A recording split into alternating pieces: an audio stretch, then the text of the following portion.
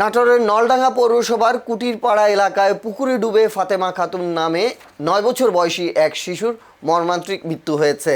শনিবার 11 জুলাই দুপুরে দুর্ঘটনা ঘটে। নিহত ফাতেমা খাতুন কুটিরপাড়া এলাকার ফিরোজ হোসেনের মেয়ে। স্থানীয় সূত্র ও পুলিশ জানায়, বাড়ির পাশে খেলাধুলার সময় অসাবধানতাবশত ফাতেমা পাশের পুকুরে পড়ে যায়। কিছুক্ষণ তাকে খুঁজে না পেয়ে পরিবারের সদস্যরা আশপাশে খোঁজাখুঁজি শুরু করেন। পরে পুকুরে ভাসমান অবস্থায় তাকে দেখতে পেয়ে দ্রুত উদ্ধার করে নলডাঙ্গা উপজেলা স্বাস্থ্য কমপ্লেক্সে নেওয়া হয়।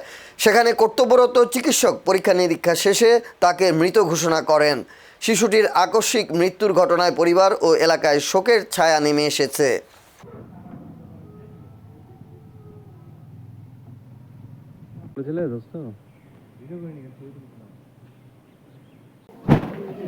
আজকে কুটিরপাড়া গ্রামে একটি মর্মান্তিক ঘটনা ঘটেছে।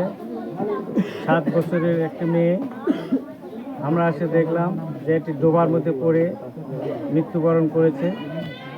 এই মৃত্যুটা আমরা আসলে কষ্টদায়ক। আর আজকে যে ধরনের বৃষ্টিপাত হচ্ছে, ছোট ছোট ডোবা, আজকে বাচ্চা যখন আমরা এলাকায় ছড়াছড়ি হয় আমরা অত গুরুত্ব দিইনি। তারপরে দেখি যে হ্যাঁ সত্যি হারায় গেছে। পরে ওই জায়গায় প্রত্যেকদিন বাচ্চাটা ডুব দেয়, ওই জায়গায় যায় খোঁজাখুঁজি করতে লাগে, আমার পায়ের সাথে বাঁধিছে। তারপরে আমরা 2-3জন মিলে বাচ্চা তুলে হাসপাতালে নিয়ে যায়, মৃত ঘোষণা করছে। পরে আমরা বাড়িতে নিচ্ছি। মৃত বাচ্চাটা আমার গ্রামেরই। এই বাচ্চাটা আসলে তার মা ওই বৃষ্টির আগে বা বৃষ্টির মুহূর্তেও খুঁজছিল, পাওয়া যাচ্ছিল না।